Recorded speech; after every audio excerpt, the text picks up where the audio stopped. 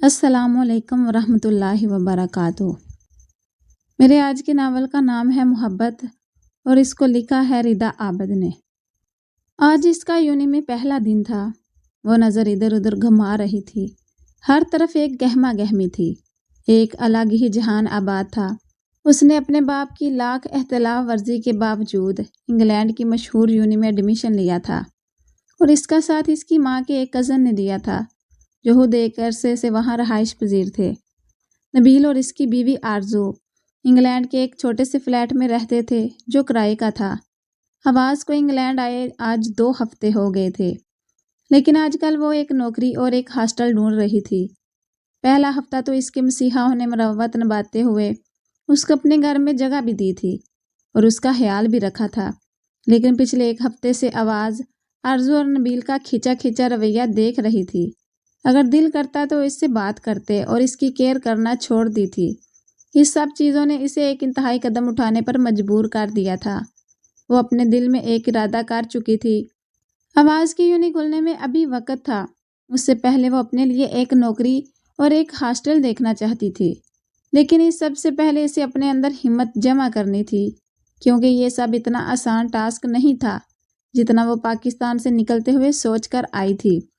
وہ پاکستان اور اپنوں سے دور تو آ گئی تھی، لیکن یہاں اسے کس کس چیز کا سامنا کرنا تھا وہ اس سب سے انجان تھی۔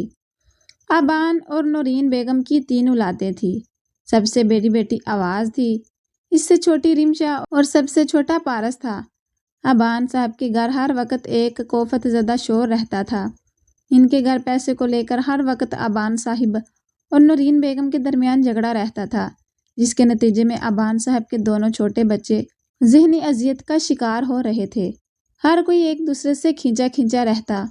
ہر آئے دن گھر میں تناؤ بڑھتا جا رہا تھا، لیکن اس سب کے باوجود ہر کوئی پرسکون اپنی زندگی سے مطمئن تھا تو وہ تھی آواز، جو ہر حال میں اللہ کا شکر ادا کرنا نہیں بھولتی تھی، اور یہی وجہ تھی کہ وہ پرسکون تھی۔ وہ ہر چڑھتے سورج کے ساتھ اپنے گھر کے امن و سکون کے لیے دعا کرتی تھی کہ کوئی ایسی صبح جو خاموشی سے طلوع ہو، لیکن دن بدن گھر کے حالات بگڑتے جا رہے تھے، اور بات آبان صاحب اور نورین بیگم کی طلاق تک پہنچ گئی۔ وہ جو ہر روز سکون کی خوشی کی دعا کرتی تھی، شاید اس کی دعا کی قبول ہونے کا وقت آ گیا تھا۔ طلاق کی وجہ آبان صاحب کو کبھی نوکری کا ملنا تو کبھی چھوٹ جانا تھا۔ گھر میں پیسے کی قلت کے باعث ان دونوں کے درمیان اتنا تناؤ آ گیا جس سے بات طلاق تک آ گئی تھی۔ آواز جو محض 21 برس کی تھی، اس کے باوجود وہ گھر کے حالات کو مد نظر رکھتے ہوئے نوکری کرنا چاہتی تھی۔ آواز نے BA کیا تھا۔ آواز کو بہت سی جگہ سے جاب کی آفر آ چکی تھی، لیکن آواز نے فرصت سے انکار کر دیا تھا۔ وجہ اس کے باپ کی عجیب منطق تھی کہ وہ اپنی بیٹی کو کیسے کسی دوسرے کے سامنے غلامی کرنے دے سکتے ہیں۔ آواز اپنے باپ کی سوچ پر حیران ہوتی تھی کہ اس کا باپ اس کو اور اپنے باقی دونوں بچوں کو در بدر کی ٹھوکریں کھانے کے لیے چھوڑ سکتے ہیں، لیکن اس کو نوکری کرنے کی اجازت نہیں دے سکتے تھے۔ آواز دل میں 1000 باتیں سوچتی، لیکن منہ پر چپ کا روزہ رکھ لیتی تھی۔ اور پھر وہ دن بھی آ گیا جس دن آواز، رمشا اور ان کے اکلوتے بھائی نے در بدر ہونا تھا، اور پھر یہ سلسلہ کچھ مہینوں تک چلتا رہا۔ بظاہر تو سب مطمئن ہو گئے تھے، لیکن وہ جو جن کی زندگی اتھل پتھل ہو گئی تھی، وہ بظاہر نارمل زندگی گزار رہے تھے، لیکن اندر سے ٹوٹ پھوٹ کا شکار تھے۔ قریب یہ کون سا طریقہ ہے باپ سے بات کرنے کا؟ وہ جو بھی فیصلہ لے رہے ہیں تمہاری بھلائی کے لیے ہے۔ مام یہ صرف اپنا مفاد دیکھ سکتے ہیں، ان کو ہم سے کوئی لگاؤ نہیں ہے۔ اگر ان کو ہم سے لگاؤ ہوتا تو بھائی آج زندہ ہوتے۔ بابا نے ان کو مارا ہے اپنی جھوٹی انا اور اپنے غرور کے چکر میں۔ اس انسان نے میرا دوست جیسا بھائی چھین لیا۔ میں دن رات مرتا اور جیتا ہوں۔ آپ کے بیٹے کا قاتل اور کوئی نہیں بلکہ آپ کا شوہر اور میرا یہ باپ ہے۔ چٹاک کی آواز نے چند پل حال میں خاموشی طاری کر دی تھی۔ وہ بے یقینی سے اپنی ماں کو دیکھ رہا تھا، جس نے شاید زندگی میں پہلی دفعہ اریب پہ ہاتھ اٹھایا تھا۔ نسرین بیگم، جنہوں نے غم و غصے میں بے ساختہ اریب پر ہاتھ اٹھا تو دیا، اب اریب کی آنکھوں میں اپنے لیے ایک عجیب سی تکلیف دیکھی تھی، جس کا مطلب تھا کہ آج جو نسرین بیگم نے کیا ہے اس نے اریب کو بہت دکھ دیا تھا۔ یہ دیکھتے ہی اپنا چہرہ اپنے ہاتھوں میں لے کے پھوٹ پھوٹ کے رو دی۔ اریب جو صدمے اور بے یقینی کے مرحلے پہ کھڑا تھا، ہوش میں آتے ہی ان کی طرف خون برساتی آنکھوں سے دیکھتا اور ایک نظر اپنی طرف دیکھتی پریشان ماں کو دیکھتا باہر نکلتا چلا گیا۔ پیچھے نسرین بیگم نے ایک شکوہ خواہ نظر اپنے شوہر پہ ڈالتی اپنے کمرے میں چلی گئی، اور وہ جو کب سے ضبط کیے کھڑے تھے غم کی شدت سے رو دینے کو تھے۔ اگر پاس پڑے صوفے کا سہارا نہ ہوتا تو وہ اپنے جان سے پیارے بیٹے کی طرف سے کیے گئے انکشاف پہ زمین پہ ڈھہ جاتے، لیکن بر وقت صوفے کا سہارا لینا پڑا تھا اور وہ وہاں ہی صوفے پر بیٹھتے چلے گئے تھے، اور آج پہلی دفعہ اپنے آپ سے نظریں چرا رہے تھے۔ کیا واقعی وہ اپنے جوان بیٹے کی موت کے ذمہ دار تھے؟ کیا سچ میں ان کی ضد کی وجہ سے ان کا لہتے جگر ان سے ہمیشہ کے لیے دور ہو گیا؟ یہ سوچتے ہوئے وہ کہیں دور اپنے ماضی کی تلخ حقیقت کو سوچنے لگے تھے، جس میں انہوں نے اپنی زندگی کا سب سے بڑا نقصان اٹھایا تھا۔ زبیر صاحب اور نسرین بیگم کی 2 ہی اولادیں تھیں۔ اللہ نے انہیں 2 بیٹے دیے تھے، بڑا بیٹا عالم شاہ اور اس سے 3 سال چھوٹا عریب شاہ۔ دونوں میں 3 سال کا وقفہ ہونے کے باوجود ان میں ایک دوسرے پر جان لٹا دینے والی محبت تھی۔ ایک کو تکلیف ہوتی تو دوسرا ساری ساری رات اس کے پاس بیٹھا رہتا تھا، ایک دوسرے سے ہر پریشانی شیئر کرتے۔ ان کی دوستی بے مثال تھی، لیکن شاید ان کی دوستی کو کسی کی نظر لگ گئی تھی۔ عالم جو 23 سال کا تھا اور اپنی اگلی سٹڈی کے لیے CSS کرنا چاہتا تھا، لیکن زبیر صاحب کی ضد تھی کہ وہ بزنس کی ڈگری لے کے اپنا بزنس آگے بڑھائے، لیکن عالم کو بزنس میں کوئی انٹرسٹ نہیں تھا، اور بلاخر آواز کے ماں باپ نے ایک دوسرے سے علیحدگی اختیار کر لی تھی۔ جب آواز اور اس کے چھوٹے بہن بھائیوں سے پوچھا گیا کہ وہ کس کے ساتھ رہنا چاہتے ہیں تو چھوٹے دونوں نے بے سہتہ آواز کی طرف دیکھا، جو خود منہ نیچے کیے آنسو پینے کی کوشش میں ہلکان ہو رہی تھی۔ وہ تو اپنے ماں اور باپ دونوں کے ساتھ رہنا چاہتی تھی، لیکن یہاں اس کی چاہت کی پرواہ کسے تھی؟ وہ تو بس ان معصوموں کو موت کا پیغام دے چکے تھے اور فیصلے کی ڈور بھی ان کے ہاتھ میں تھما دی کہ وہ کیسی موت مرنا چاہتے ہیں، گلے میں رسی ڈال کر لٹکنا چاہتے ہیں یا پھر کھائی میں۔ آواز نے کچھ وقت سوچنے کے لیے لیا تھا۔ وہ اپنے چھوٹے بہن بھائیوں سے بھی مشورہ کرنا چاہتی تھی، کیونکہ وہ تو پھر بھی 22 سال کی تھی، لیکن اس کے بہن بھائی چھوٹے تھے۔ دوپہر کا وقت تھا جو وہ اپنے بہن بھائیوں کے ساتھ واپس آئی اور ایک فیصلہ کیا تھا، سب کے گوش گزار کر دیا، جس میں وہ ایک ہفتہ اپنے باپ کے ساتھ اور دوسرا ہفتہ اپنی ماں کے ساتھ رہیں گے، لیکن ساتھ یہ شرط بھی رکھی تھی کہ اگر وہ چاہیں گے تو دوسرا ہفتہ بھی ایک کے گھر ہی گزار سکتے ہیں، جس کو سب نے آرام و سکون سے مان لیا تھا۔ سب مطمئن ہو گئے تھے، لیکن وہ جو بکھر گئے تھے ان کا غم کسی طور پر کم نہیں کیا جا سکتا تھا، اور پھر جب رخصت ہونے کا وقت آیا تو وہ کب سے ضبط کیے کڑے پہرے لگا کر بیٹھے تھے، رو پڑے، اور اس وقت بھی آواز ہی ان کا سہارا بنی تھی۔ عالم CSS کرنا چاہتا تھا، لیکن وقت اور حالات نے اتنا موقع ہی نہیں دیا کہ وہ اپنے باپ سے ضد لگا سکے۔ ریب جو ہر وقت اپنے بھائی کے ساتھ ہوتا تھا کئی دنوں سے اسے پریشان نظر آ رہا تھا۔ کیا ہوا عالم بھائی، آپ کی طبیعت ٹھیک ہے؟ کافی دنوں سے دیکھ رہا ہوں آپ چپ چپ رہتے ہیں۔ وہ جو اتنے عرصے سے خود پر کنٹرول کر رہا تھا ریب کے کاندھے سے لگ کے پھوٹ پھوٹ کر رو دیا۔ ریب عالم کی حالت دیکھ کے مزید پریشان ہو گیا، کیونکہ عالم ہر مسئلے کا حل آرام سے نکال لیتا تھا، لیکن آج اگر وہ رو رہا تھا تو لازم تھا کہ مسئلہ اس دفعہ گمبھیر تھا۔ ریب نے اپنے بھائی کو چپ کرایا اور اس سے اس رویے کی وجہ پوچھی، اور عالم بھی شاید اسی انتظار میں تھا۔ جھٹ سے سارا مسئلہ بتا دیا۔ ریب کو بھی اپنے باپ کی خود غرضی پر غصہ آیا، لیکن اس وقت جذبات سے نہیں عقل سے کام لینے کا وقت تھا۔ بھائی آپ بابا سے بات کریں نا ایک دفعہ، کیا پتہ بابا مان جائیں۔ جگر آپ کو کیا لگتا ہے میں نے بابا سے بات نہیں کی؟ میں نے بات کی تھی، بٹ وہ چاہتے ہیں میں بزنس کی ڈگری لوں، لیکن جس میں مجھے انٹرسٹ ہی نہیں وہ کام کیسے کر لوں؟ بھائی میں بات کروں بابا سے، میری تو کوئی بات نہیں ٹالتے۔ عالم بھری نظروں سے عریب کی طرف دیکھنے لگ گیا، جیسے یقین کرنا چاہتا ہو کہ بابا عریب کی بات مان لیں گے۔ عالم کچھ دیر خالی دماغ سے عریب کو دیکھتا رہا، پھر ہولے سے سر ہلا کے اٹھ کھڑا ہوا۔ بھائی کہاں جا رہے ہیں؟ رات ہو گئی ہے۔ عریب اپنے بھائی سے ایسے ہی پیار کرتا تھا، عالم کی چھوٹی چھوٹی چیزوں کا خیال رکھتا۔ اب بھی عالم کو رات کے اس وقت باہر جاتے دیکھا تو اس سے پوچھے بغیر نہ رہ سکا۔ کہیں نہیں، بس تھوڑا ذہن ریلیکس کرنا چاہتا ہوں۔ بھائی نہ جائیں، میرا دل گھبرا رہا ہے۔ عریب کی بات پر عالم طنزیہ ہنسا۔ کچھ نہیں ہوتا، آپ پریشان نہ ہوں اور سو جاؤ، مجھے شاید دیر ہو جائے۔ عالم دروازے کی طرف مڑا تو اریب نے بھاگ کر ان کو پیچھے سے ہاک کر لیا۔ بھائی آئی لو یو۔ عالم نے اپنے لب بیچ لیے اور مڑ کے اریب کو گلے لگایا۔ یار کیا ہو گیا ہے؟ ایسے تو نہیں کرو، میرا بھائی اتنا ڈرپوک تو نہیں ہو سکتا۔ اگر کبھی مجھے کچھ ہو گیا تو تم نے سب کو سنبھالنا ہے، پتہ ہے نا؟ پھر تم اکلوتے وارث ہوگے ماما بابا کے۔ اریب نے تڑپ کے بھائی کی طرف دیکھا۔ عالم بھی کسی گہری سوچ میں ڈوب گیا کہ یہ الفاظ پہلی دفعہ اپنے منہ سے نکالے کیوں ہیں، کیونکہ عالم وہ شخص تھا جو زندگی کو جینے کے لیے زندگی گزار رہا تھا۔ مرنے مرانے والی باتیں ویسے ہی اس کو بہت بری لگتی تھی۔ وہ گہری سوچ میں ہی کمرے سے نکلا اور پھر اپنی گاڑی پر گھر سے بھی اور اریب کو ساکت کمرے میں ہی چھوڑ گیا۔ اریب کا دل بہت ڈر رہا تھا، نہ جانے کیسے کیسے خیالات آ رہے تھے۔ آپ سے اور رمشا اور پارس سے کچھ بات کرنی ہے، آواز جو اپنے کمرے میں پڑ رہی تھی۔ اپنی ماں کی آواز پر سوالیہ نگاہوں سے دیکھا اور ساتھ ہی بیٹھی رمشا نے اپنی بہن کی طرف۔ آواز نے ایک نظر اپنی چھوٹی بہن کی سہمی ہوئی آنکھوں میں دیکھا اور اپنی ماں سے مخاطب ہوئی۔ جی بولیں، سن رہے ہیں ہم۔ آواز رمشا، آپ دونوں مجھے غلط مت سمجھنا، بیٹا آپ تو بچے ہو، کل کو آپ نے اگر اپنے بابا کے پاس رہنے کی خواہش کی تو میں اکیلی رہ جاؤں گی۔ آواز نے اپنی ماں کی طرف ناسمجھی سے دیکھا۔ اس لیے بیٹا میں شادی کرنا چاہتی ہوں اپنی عدت پوری ہونے کے بعد۔ آواز نے بے یقینی سے اپنی ماں کی طرف دیکھا، جیسے کہنا چاہ رہی ہو کہ ان سب میں ہم کہاں ہیں۔ رمشا تو باقاعدہ رونے لگی تھی۔ اور پارس جو ابھی باہر سے کھیل کر آیا تھا اپنی ماں کی طرف غصے سے دیکھنے لگا۔ بچہ تھا لیکن نا سمجھ نہیں تھا۔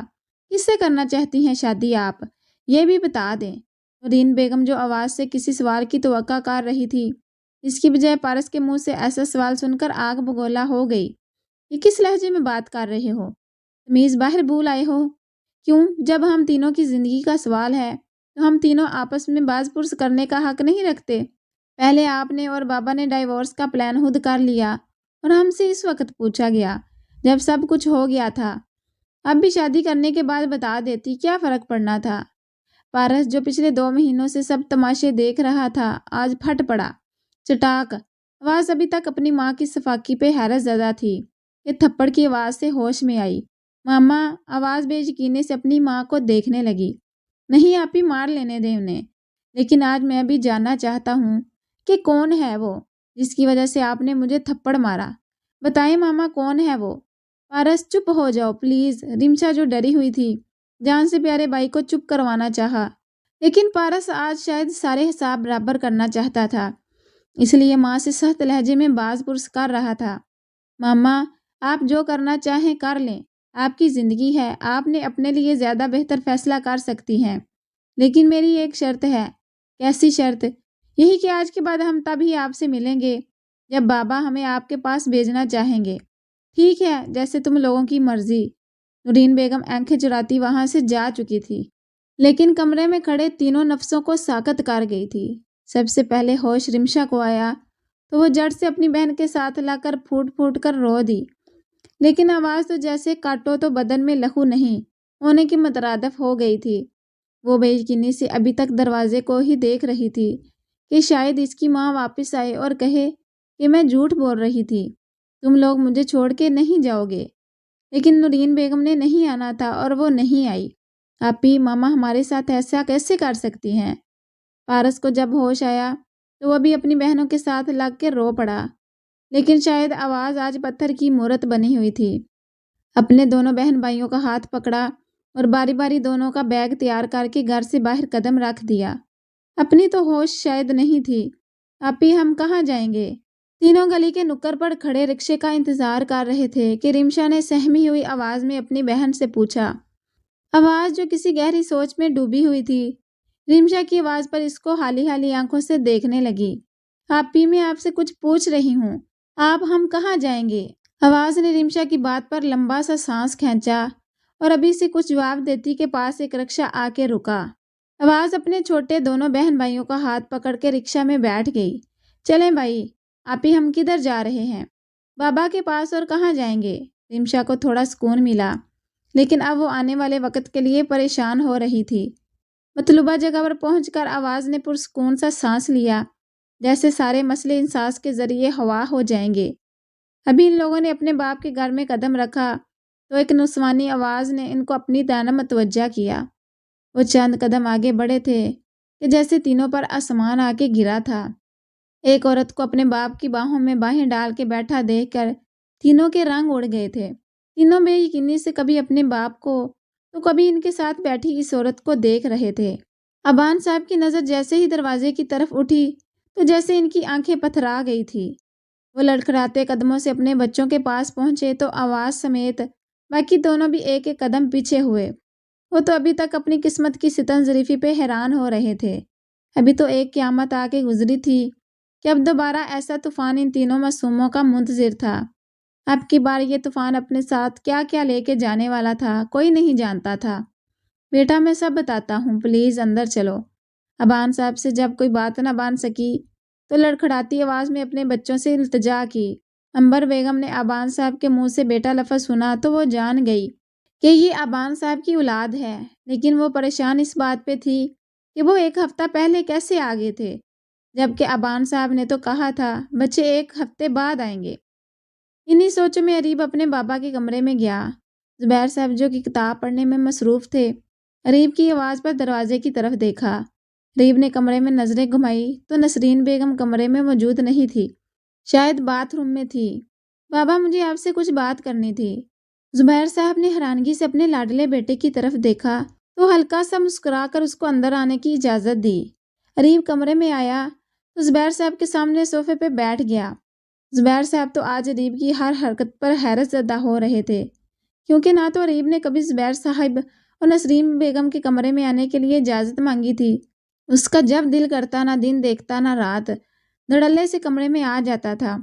اور جس بات نے زبیر صاحب کو زیادہ حیرت میں ڈالا تھا وہ یہ کہ اریب کبھی بھی ان کے کمرے میں آ کے صوفے پہ نہیں بیٹھتا تھا، بلکہ چھوٹے بچوں کی طرح نسرین بیگم اور زبیر صاحب کے درمیان میں لیٹ جاتا تھا اور زبیر صاحب کے ساتھ چپک جاتا تھا، جس پر نسرین بیگم بل کھا کے رہ جاتی تھی اور اپنا خصوصی ڈائلاگ بولنا نہیں بولتی تھی۔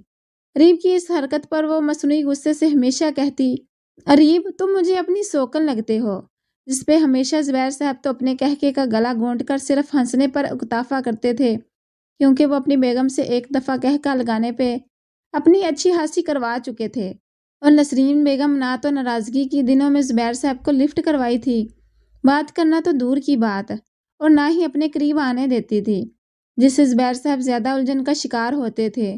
اور تب پھر زبیر صاحب نے اپنی بیگم کو بہت مشکل سے منایا تھا، کیونکہ اب تو بات بس سے باہر ہو گئی تھی، کیونکہ نسرین بیگم اپنے اور زبیر صاحب کے درمیان تکیہ رکھ کر سونے لگ گئی تھی۔